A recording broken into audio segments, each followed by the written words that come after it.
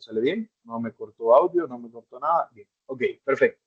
Entonces, la semana pasada, nosotros lo que estuvimos haciendo fue hablar sobre los fundamentos del paradigma de programación orientada a objetos.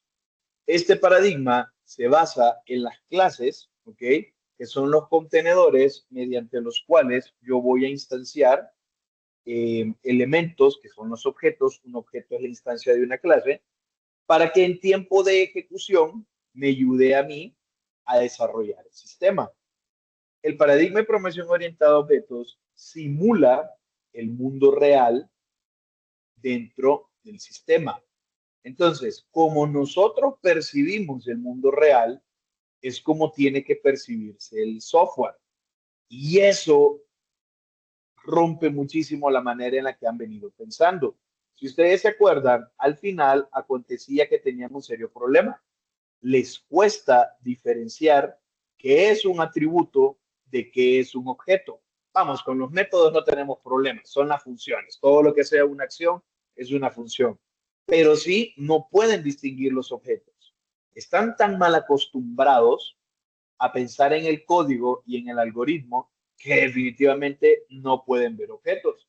Yo les dejé para el fin de semana que ustedes estuviesen atentos, ¿sí? Que ustedes estuviesen atentos y que ustedes repasaran los conceptos e hicieran ejercicios. Obviamente, yo le puedo preguntar a un modelo de lenguaje en un sistema de tal tipo cuáles son los objetos, y tiene las clases y genérame el código y se va. Pero acordémonos de la deuda cognitiva y acordémonos de no caer en la mala práctica de bytecoding y que ustedes lo que tienen que hacer es aprender. Una vez que ustedes ya hayan definido una serie de objetos con sus características, pues ya podrían corroborar o para reafirmarse ustedes mismos, preguntarle a un modelo de lenguaje. Por mientras, no. ¿Ok? En el paradigma de programación orientada a objetos, el mantenimiento y la implementación son tareas del ciclo de vida de desarrollo de sistemas que no consumen tanto tiempo. Nosotros nos tenemos que centrar en el análisis y en el diseño. Y es que incluso ahora la implementación y mantenimiento se hace por medio de modelos de lenguaje. Si ustedes tienen instalado incluso en su IDE un plugin, ustedes con el solo título del archivo ya les genera automáticamente todo el código fuente. Entonces, lo que nosotros tenemos que fortalecer son estas dos cosas, análisis y diseño. También, en programación estructurada, ustedes hacían diagramas de flujos de datos y era algo tediosísimo, ¿se acuerdan? Inicio y que luego declaro y que puedo tener esto y que tengo los condicionales y que tengo los conectores. Eso era algo muy tedioso. Y sinceramente, para la envergadura del software que ustedes desarrollaban, era mucho trabajo. En cambio, acá, en el paradigma de programación orientada a objetos, los diagramas son fundamentales, porque lo que nosotros vamos a hacer es modelar el mundo. Nosotros modelamos el mundo de manera que cuando cualquier persona llegue y se incorpore a nuestro equipo de trabajo, no va a ir a ver el manual técnico. Bueno, no va a ir a ver el manual de usuario, no va a ir a ver el código fuente, va a ir al manual técnico y dentro del manual técnico va a identificar los diagramas. Y con los diagramas ellos ya se van a guiar. El diagrama es la fotografía de cómo funcionan las cosas. No sé si ustedes vieron una película que se llama Matrix, donde supuestamente estamos corriendo dentro de una simulación y el elegido, en vez de ver los cuerpos, veía el código fuente, veía una cortina de caracteres que al final era un libro de recetas japonés, pero él miraba así, letritas verdes que iban cayendo. A nosotros nos va a pasar igual. Solo con el diagrama vamos a ser capaces de ver el código fuente, de visualizarlo, de imaginarlo. Entonces, toda esta parte de análisis y diseño es fundamental e importantísima para asegurar la calidad y para que ustedes también puedan desarrollar software con orientación a objetos. Ok, abstracción. Nosotros, cuando encontramos un sistema, nos vamos a dar cuenta que hay un montón de elementos que están interactuando entre sí. Acuérdense que de hecho esa es la definición de sistema. Sistema respiratorio, sistema judicial, sistema penal, sistema de códigos. Un sistema es un conjunto de elementos relacionados entre sí, orientados a una meta en común. Pues este conjunto de elementos, si yo estoy en bases de datos, son entidades. Si estoy en programación orientada a objetos, estos elementos son objetos. Entonces, cuando yo identifico los objetos, agarro un objeto en particular y comienzo a ver todas sus características. Y así yo defino las clases, porque todos los objetos van a compartir esas características. Y acuérdense que características son atributos y métodos. Encapsulamiento. Es necesario que los objetos mantengan sus datos privados, protegidos, que nadie los pueda ver, a menos que sea necesario que se vea. Y cuando sea necesario que se vea, voy a definir una interfaz, que la interfaz está dada por todas las características públicas del objeto. Así como en el diagrama entidad-relación, yo tenía un conjunto de entidades y tenía relaciones y sacaba mi modelo de bases de datos, yo aquí voy a tener relaciones, ¿ok? Voy a tener relaciones entre todas las clases. Habrá relaciones de composición, agregación. Una clase puede tener como característica un objeto, una instancia de otra clase. Pero también puedo tener herencia, que es una relación jerárquica, para que un padre le done a sus hijos, la clase base le dona a las clases derivadas las características para que las clases derivadas las puedan usar sin necesidad de volverlas a programar. Esto nos lleva a polimorfismo. Una clase puede tener muchos métodos con el mismo nombre, pero diferentes parámetros, e igual diferentes clases que heredan del mismo padre pueden cambiar la manera en que hacen un método. Esto lo tenemos que ver más fácil con implementación, así que no se preocupen. Finalmente, la reusabilidad. Tenemos que diseñar nuestro software considerando alta cohesión y bajo acoplamiento. Unidades atómicas que se orquestan de manera perfecta para poder desarrollar los casos de uso, las historias de usuario, pero la conexión entre ellas, el acoplamiento es mínimo. El acoplamiento es mínimo. Están muy bien integradas, hay una alta cohesión, pero son muy independientes entre sí. Hay un bajo acoplamiento. El principio de reutilización, ¿okay? Que vamos para la parte de reusabilidad, lo que nos dice es que solo se puede utilizar un elemento si en él se ha abstraído la esencia de un conjunto de elementos del mundo real. Por eso es que yo voy a poder tener clases abstractas.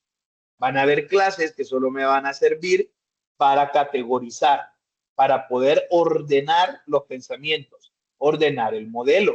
Y obviamente, pues la reutilización está íntimamente relacionada con la definición de las clases. Bien, en una clase nosotros combinamos datos y comportamiento, atributos y métodos, son las características. Se ocultan los detalles de la implementación. Yo no sé el código fuente de las funciones, el algoritmo, no me interesa. Me interesa el comportamiento. ¿Cómo lo hace? Va a ser un problema para después. Y eso no lo tenemos que perder de vista. ¿Okay? La herencia permite heredar características. Tengo una clase base, tiene sus características. Hay una clase derivada, tiene características propias, pero también hereda las características de mi padre. Un ejemplo aquí de polimorfismo, si ustedes se fijan, tenemos varias imágenes. Todos esos elementos tienen un método en común, abrir. Yo le puedo decir a la puerta abrir y la puerta se va a abrir de una manera. Tengo diferentes tipos de ventana. Puedo decir abrir y de hecho esta ventana no se abre. El método me va a decir ventana no se puede abrir. Los libros se pueden abrir. Y aquí tenemos otra puerta, la puerta de un carro. Se abre diferente a cómo se abre una puerta de una casa. Entonces, el método es el mismo. El método se llama abrir, pero los objetos lo implementan de manera diferente. Bien, disponibilidad del código. Una vez escrita, creada y depurada una clase, se pone a disposición de todos los demás proyectos que nosotros tengamos. Era como las clases que nosotros hacíamos, los .h en C++. Después podríamos darle include el archivo .h y cualquier programa lo podía usar. El concepto de herencia en Java proporciona una ampliación importante a la idea de reusabilidad. Pero eso, como les digo, lo vamos a ver con más detalle en implementación, porque es que el poder heredar las características a una clase derivada y que esa clase derivada pueda agregar características extra y encima modificar las características del papá es algo completamente poderoso. Vean ustedes esta imagen que estoy presentando acá. No hay que ser, vamos, aunque no tengamos experiencia en esto, es obvio que lo que estamos intentando ver acá es un sistema de reservas. Ya sea que esté en un vuelo, en un concierto, en una sala de cine, en una sala de teatro, en un crucero, uno reserva. Generalmente elige el vuelo, el viaje del crucero, la película, el espacio, si hay silla numerada o si no, porque a veces los conciertos no tienen silla. Pero una vez que yo elijo, identifico la butaca, la marco y la reservo. Entonces vean, si yo programé bien para un sistema, el módulo, la clase de reserva, esa misma clase la puedo utilizar en otro sistema. Y luego puedo reutilizar la mayor parte del código en otro sistema. Y esa es la ventaja de la programación orientada a objetos. Por eso es que el mantenimiento tarda mucho menos que el análisis. Tenemos un banco, una ferretería, un cine, un restaurante, un hospital, una farmacia.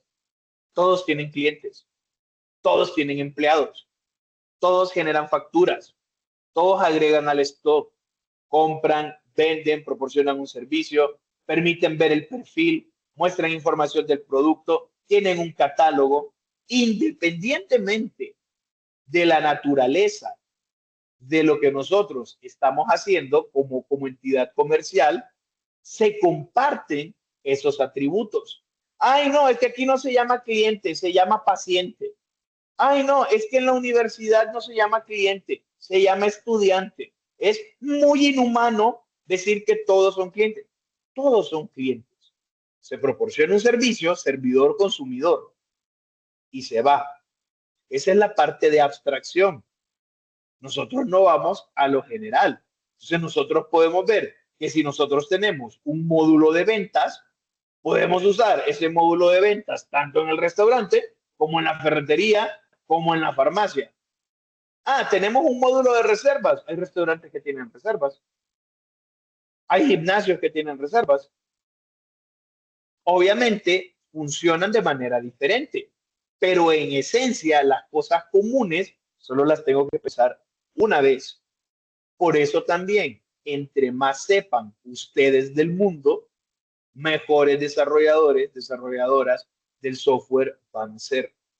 Entre más experiencia tengan, entre más conozcan, entre más puedan identificar lo que está en su entorno, les va a ir mucho mejor en el software. Y ahí yo no puedo hacer mucho. Si yo le digo a una persona, ah, ¿qué es esto? Es un lápiz, ¿ok? Es un lápiz. Dígame las características del lápiz. Si usted no puede ver que tiene tamaño, que tiene peso, que tiene dimensiones, que tiene materiales, que tiene tipo de tecnología para escribir, que tiene color. Si usted no puede ver las características, yo no le puedo ayudar. Y aquí tenemos un serio problema, porque ustedes desarrollan software y el software en sí mismo no es nada. El software tiene que tener un fin. Entonces ustedes van a desarrollar software, por ejemplo, para un buró legal. Entonces ustedes tienen que tener nociones de propiedad intelectual, de leyes, de marcos legales, de jurisprudencia. Van a desarrollar para una clínica, atención primaria, atención ambulatoria. Van a desarrollar para una ferretería, qué es mampostería, qué es la parte eléctrica. O sea, hacer el software ya necesita cierta expertise de nuestra parte, pero además tenemos que conocer sobre dónde se va a implementar el software. Porque para poder identificar los objetos y sus características, hay que saber qué es lo que se está haciendo. No son médicos, no son veterinarios, no son químicos farmacéuticos, no son modelos, no son chefs, pero tienen que saber de todo. Tienen que saber de todo, porque el software simula el mundo real y la programación orientada a objetos modela ese mundo real. ¿Ok? Entonces, y voy a seguir insistiendo con esto. Clase es la plantilla, modelo o plano del cual yo derivo objetos. Un objeto es la instancia de una clase. Hasta el momento les he dicho que el objeto tiene estado y tiene comportamiento. O sea, son las características. Les voy a agregar identidad. ¿A qué se refiere eso? Dentro de la memoria RAM, en tiempo de ejecución, cada uno de ellos es único. ¿Ok? Entonces, por ejemplo, acá tenemos una lista de participantes. Entonces, yo puedo tener un puntero, apuntamos al participante 1. El participante 1, Alison Alvarenga. Luego tenemos el siguiente participante, Ana Sánchez. Luego tenemos Anderson Rodríguez. Ellos tienen datos, atributos, ellos tienen métodos, pero también tienen una identidad que me va a servir a mí para referirme al objeto cuando yo ya esté programando. En esencia, esto es lo único que necesito de fundamento teórico.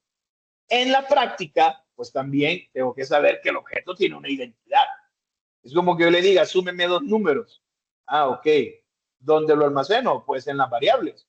¿Y cómo se llaman las variables? Ah, pues voy a tener el tipo de dato y voy a tener el nombre de la variable. Y aquí tengo el nombre de la otra variable. ¿Tienen un estado? Sí, el valor que van a almacenar. Un comportamiento, pues ellas no tienen comportamiento porque son variables primitivas, pero tienen una identidad, como yo los identifico. ¿Okay? El objeto de la instancia de la clase, el estado, los valores que toman las variables. La clase me dice que el objeto tiene nombre y el estado me dice cuál es el nombre o cuál es el contenido de la cadena que tiene ese nombre. Y creo que hasta ahí. A manera de repaso, podríamos dejarlo ahí. Ya conocemos los fundamentos de la programación orientada a objetos. Ahora lo que vamos a hacer es modelar el mundo real para representarlo correctamente mediante colecciones de objetos. Me basé principalmente en dos bibliografías, el manual de UML de Paul Kimmel, este es gratuito, o sea, este es gratuito, ustedes lo pueden ver. También programación en Java, de Luis Joyanes Aguilar e Ignacio Sabonero, pero ustedes tienen a Vivi, que Vivi es el tutor es la tutora de la clase, ella maneja toda la teoría de todos los materiales y todo lo demás. También tienen información en internet, tienen otros libros, les dejé un curso de UML, entonces hay suficiente material. Todos vamos a decir lo mismo, porque eso es un estándar, ¿okay? Todos vamos a decir lo mismo. Pueda que cambie cómo nos refiramos a algo, he intentado hacerlo de la manera más estándar posible. Y ok, pensemos en el siguiente diagrama. Pensemos en el siguiente diagrama. Un diagrama es una imagen que me está mostrando un bosquejo de algo, un diagrama de flujo de datos, un croquis de una calle, un diagrama de cuerpo libre en física, un diagrama de transición de estados. Es una imagen representativa. ¿Ok? Pues este diagrama Viendo el diagrama como tal, yo podría decir que lo que tengo son clases. Puedo decir que aquí tengo mi clase persona y puedo decir que aquí tengo una clase llamada empleado. La clase persona tiene como atributos nombre y dirección. La clase empleado tiene como atributo número de empleado. Mis métodos, output data, get name, get address. Mis métodos, output data, get employee number. ¿Pero qué significa esta flecha? O sea, para mí fue fácil ver que habían dos clases. La flecha ya me está diciendo que empleado está relacionado con persona. Pero ¿qué es lo que yo tengo que entender? Y este es un serio problema. Si yo les hubiera explicado el diagrama y les digo qué significa esto, cuando ustedes vuelvan a ver el diagrama, ya saben qué significa. Estamos en un equipo de trabajo. Despedimos a alguien. Viene un empleado nuevo y mira el diagrama. Hay que perder tiempo explicándole el diagrama. El diagrama tiene que ser lo suficientemente autoexplicativo. Tiene que decir de manera explícita, solo con verlo, qué es cada cosa. Entonces, si yo hago anotaciones, ahora vengo y digo, esta es una clase padre, esta es una clase derivada, entonces digo que la nueva clase hereda todas las propiedades de la clase persona. La flecha direccional, la dirección de la flecha, aquí hay una flecha direccional, vean que tiene una dirección, no va para abajo, para arriba, pues la dirección de esta flecha muestra esa relación de herencia, ese orden de herencia. Esta notación se conoce como OMT y en algún momento estuvimos hablando de ella acá o en estructuras de datos, no recuerdo. Por lo que nosotros podemos entender de los diagramas que esto es un nombre, que estos son los atributos y que estos son los métodos. El problema de la eficiencia. Saber si una clase es padre o es hijo no queda claro, porque yo tengo que hacer anotaciones extra para que la gente entienda qué es lo que está pasando. A raíz de eso, se crea un lenguaje denominado UML o lenguaje de modelado unificado. Y sepan ustedes que los cursos de ML no suelen ser baratos, son asequibles y aunque nosotros en nuestra cultura organizacional no tendamos a utilizarlos, es parte de una serie de estándares internacionales en la industria del software. Que nuestras empresas no hagan las mejores prácticas del mercado no significa que no las tenemos que hacer y conocer. Que nuestras empresas no puedan competir con el mercado internacional porque no manejan estándares, no va a implicar que nosotros no los aprendamos. Ustedes tienen que aprender el mercado global, que puedan trabajar en cualquier país del mundo, ¿ok? ¿Qué es UML? Pues ML es una abstracción de cosas reales que se utiliza en el desarrollo de sistemas y en general en la industria del software, no solo para desarrollar software, perdón, en la industria de tecnologías de la información, no solo para el desarrollo de software. Su aplicación es clave en la fase de análisis y diseño del ciclo de vida del desarrollo de sistemas. Es una herramienta fundamental que no pierde validez. Pasarán los años y vamos a dejar de escribir código, pero no vamos a dejar de hacer diagramas UML. Y ahorita que lo aprendamos, van a entender el por qué. Acordémonos que el software ahora no escribe los modelos de lenguaje, los agentes, ¿ok? Pero los diagramas que muestran y que modelan el mundo no van a pasar de moda. Entonces, hay un proceso de modelado. Al modelar, nosotros vamos a realizar una abstracción, obviamente ignorando los detalles irrelevantes para enfocarnos en lo que es esencial. Y es que, como dijo el autor, aunque el lenguaje es abstracto, porque son abstracciones, es tan preciso como un lenguaje convencional, un lenguaje de programación. Es decir, yo veo el dibujo y es como que esté leyendo el código fuente. Y eso es algo que ustedes van a aprender. Esto garantiza una comunicación formal y sin ambigüedades en el equipo de desarrollo, porque si todos hablamos el mismo lenguaje, nos vamos a entender. Yo le puedo dejar a alguien una nota de voz y me va a entender. Le puedo dejar una carta y me va a entender. Si escribí y redacté bien, ¿verdad? Si me di a entender.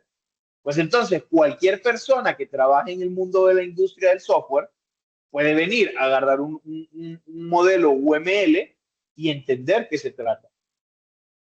Es un lenguaje, tiene sintaxis y tiene semántica. Es decir, tiene una manera de escribirse y cada uno de los símbolos que nosotros usamos tiene un significado. Se compone de pseudocódigo, código real, dibujos, programas y descripciones para representar sistemas complejos. Los elementos que constituyen un lenguaje de modelado se denominan notación. Eso es pura teoría nada más. ¿Dónde utilizo UML? Diseño de software, software de comunicaciones, procesos de negocio, captura de detalles de un sistema, documentación de sistemas o procesos, transiciones de estado, focos de actividad, historias de usuario, diagramas de casos de uso. Es una cantidad, no tienen idea ustedes de lo amplio que es UML. De los diagramas UML, nosotros vamos a utilizar un diagrama estático. No describe acciones, sino que muestran elementos y sus relaciones. ¿Cómo es eso que es estático si es un dibujo, no es un GIF? No sé si ustedes recuerdan en sistemas operativos que ustedes tenían los diagramas de los procesos. Entonces yo decía, el proceso puede pasar de estar en espera a estar activo y puede pasar de estar en espera a terminar y puede pasar de estar activo a terminar y puede pasar de estar activo a estar en espera. Ah, perdón, terminar no, solo puedo, el borrador, que se borre todo. Solo puedo pasar a terminar si primero estuvo activo. Entonces me muestra un flujo, los diagramas de flujo de datos. Inicio, luego sigue la línea. Primero vamos a declarar las variables, después sigue la línea. Luego vamos a inicializar las variables, ¿ok? Aunque el diagrama es una imagen estática, muestra una fluidez. En el caso del diagrama que nosotros vamos a utilizar, es un diagrama estático. Ahí está y tenemos que entender cómo son las relaciones. El diagrama que nosotros vamos a utilizar se llama diagrama de clases. UML proporciona soporte para denotar los tipos de relaciones que tienen los objetos en tiempo de ejecución en un sistema. Y esto es importantísimo. Esto es importantísimo. De ahora en adelante, cuando yo les pregunte a ustedes cómo se relaciona una clase con otra, solo existen estas posibles respuestas. Solo hay 5 opciones. Afuera de esas 5, no me puede decir más. ¿Ok? Entonces tengan cuidado con eso. Y acá, pues lo que tenemos es un diagrama UML. Si nosotros ocultamos lo que dice aquí, ¿ok?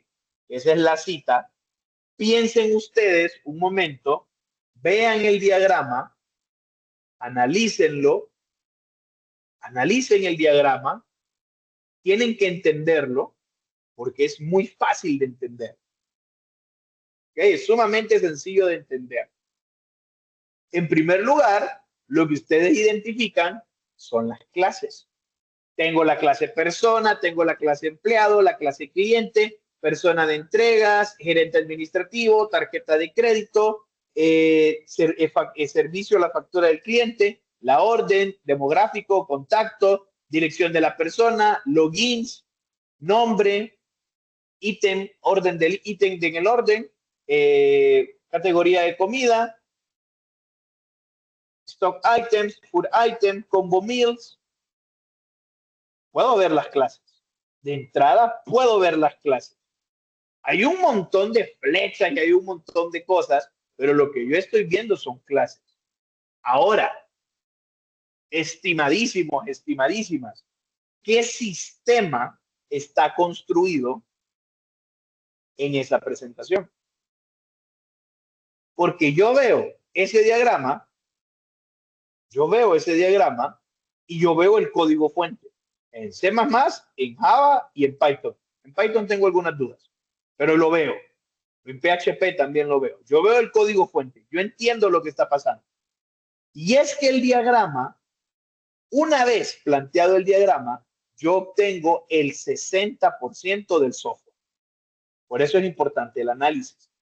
Una vez que el programa está analizado y ya lo abstraje, ya modelé el sistema, el 60% ya está hecho. ¿Qué es lo que me faltarían? Las interfaces gráficas, la persistencia. Y ahí ya terminé, hice el software. Pero solo con hacer este diagrama, yo ya tengo la mayor parte del software hecho. ¿Qué tipo de sistema utiliza estas clases? Si usted lo puede ver, siéntase bien. Si usted no lo puede ver, no se deprima, pero preocúpese un poco. ¿Por qué otra persona sí lo pude ver y yo no lo pude ver? Este sistema es para un restaurante de comida en línea. Solo con ver las clases nos damos cuenta. Es un restaurante en línea.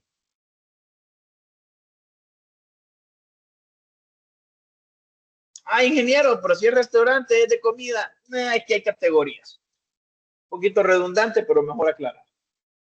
Veamos este diagrama de acá. Cliente, cuenta, ítem en línea, producto, orden, carrito de compra, método de pago, estatus del orden, estado del usuario, usuario web. ¿Qué sistema utiliza esas clases? Debería de ser capaz de identificar el sistema que se está presentando. Es un sistema de ventas en línea. Entonces, como hemos podido llegar a concluir, los elementos base de los diagramas de clase son dos: los rectángulos y las líneas. Los rectángulos representan las clases. ¿Ok? Los rectángulos representan las clases. Clase, clase, clase, clase, clase, clase, clase, clase. Las líneas representan relaciones y conectan una clase con otra. Esta clase está relacionada con esta clase, pero esta clase no está relacionada con esta. No hay una línea que las conecte. ¿Ok? Entonces, las líneas son conectores que muestran las relaciones entre clases y los rectángulos muestran las clases. Sencillo. Es sumamente fácil. ¿Cuáles relaciones? Estas relaciones de acá. Como son diferentes relaciones, tenemos diferentes tipos de flechas, diferentes tipos de líneas. Tenemos líneas que no tienen una punta de flecha. Van a ver que hay líneas que no tienen una punta de flecha. Hay líneas que tienen una punta convencional. Hay otras que tienen un triángulo vacío. Otras, aquí no tengo una que tiene un triángulo vacío. Otras que tienen un rombo vacío de un lado, un rombo lleno del otro, un rombo vacío, un rombo lleno. ¿Por qué? Porque están modelando diferente tipo de relaciones. El rectángulo lo llamamos clasificador. Se utiliza para representar clases como objetos. Como práctica de programación y estándar de la industria, los nombres de las clases empiezan en mayúsculas. Los objetos en minúscula. ¿Ok? Las clases no las subrayo. Los objetos se subrayan. Entonces, vemos acá que las clases empiezan con letra mayúscula. Y de momento no estoy hablando de ningún objeto. Este no es una clase. Miren qué me está diciendo. Es una enumeración. Tengo algo ahí que me dice es una enumeración. Bien. Los objetos pertenecen a una clase. Por ende, los objetos tienen características, atributos y métodos. Pero, para comenzar a analizar software, lo que nosotros vamos a hacer es momentáneamente olvidarnos de las características. Lo único que nosotros vamos a hacer es pensar en las clases y las relaciones que tienen esas clases. Cuando ya tengamos la totalidad de entidades, de elementos, de objetos, de clases que forman parte del sistema, vamos a pensar en sus atributos. Entonces, preguntas clave. ¿Qué clases describen a los objetos que interactúan en el sistema? ¿Cómo se relacionan las clases entre sí? Y aquí voy a tomarme un pequeño momento. Vamos a duplicar esta diapositiva porque vamos a ver algo un poquito práctico. Levante la mano quien jamás ha jugado uno. Creo que todos hemos jugado uno. ¿Okay? Todos hemos jugado uno, me parece bien. Nadie levantó la mano. Bien, perfecto. Necesito que me digan, para poder jugar uno, ¿qué necesitamos? A ver, Anderson, tenemos una hora libre. ¿Qué carajos hacemos? ¿Estudiamos? Nada, estamos hasta aquí. Juguemos uno. ¿Qué necesitamos, Anderson? Las cartas. Ok, perfecto. Necesitamos, en primer lugar, las cartas. Magnífica participación. Ángela, ¿qué más ocupamos para poder jugar uno?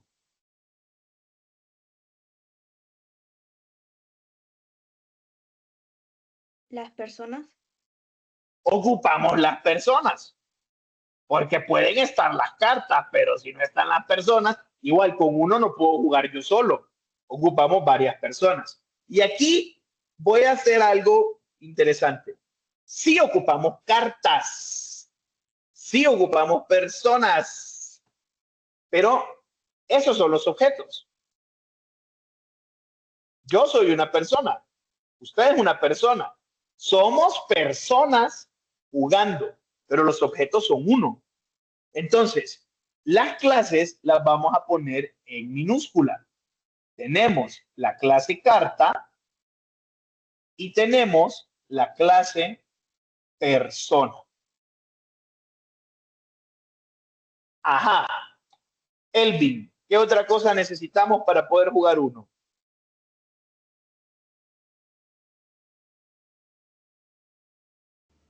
Pues, no sé, las ganas de jugar tal vez. No, sí, o sea, quedamos en que íbamos a jugar. Entonces tenemos que estar dispuestos a jugar.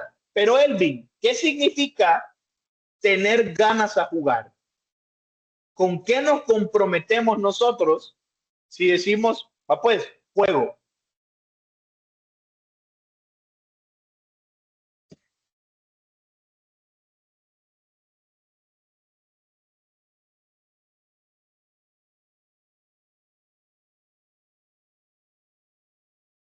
Ajá, Elvin.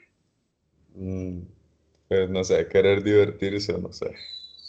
No, queremos divertirnos, pero es que hay algo. Vamos a jugar, ¿sí? ¿Querés? Ok, vamos a jugar. ¿A qué te comprometes?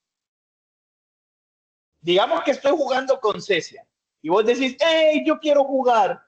¿A qué te comprometes?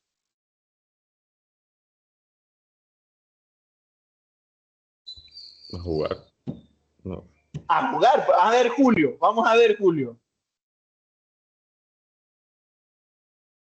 A ganar. No, eso es lo que quiere, pero no va a ganar. Todo el mundo aquí sabe que Cecia hace trampa. ¿A qué te comprometes tú?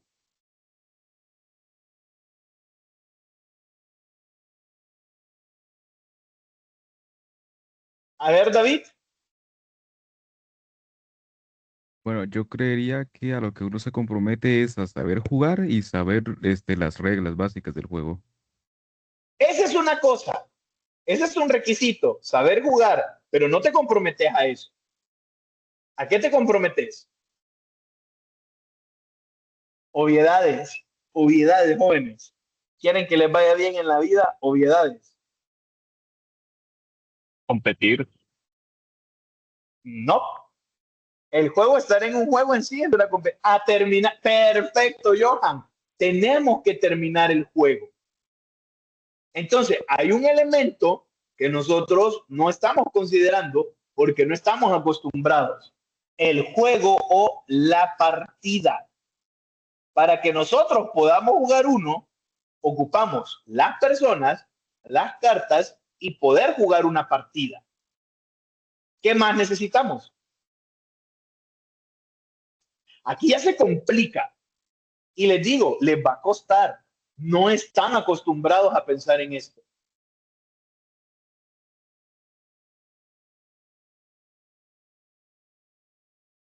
Con 5 que levanten la mano, les ayudo.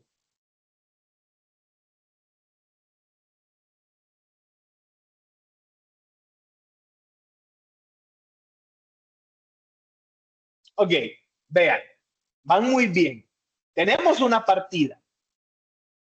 En la partida, nosotros vamos a tener personas jugando.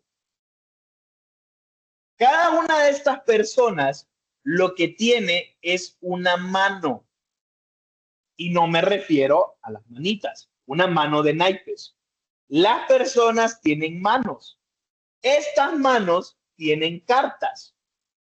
También ustedes tienen un bucket, tienen un pool, que son las cartas que nadie ha agarrado y están en el centro. Entonces, el grupo de cartas en el centro es un objeto. Tiene adentro varias cartas.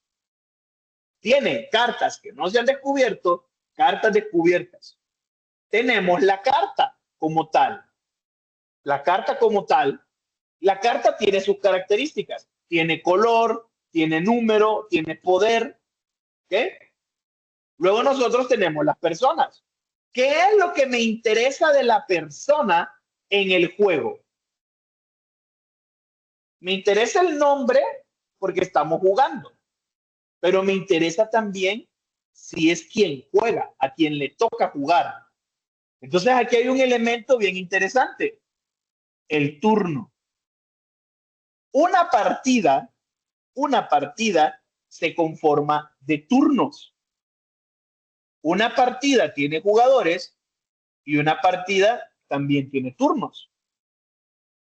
El turno dice qué jugador es el que va. Entonces aquí vamos a tener algo interesante, analizar esta relación.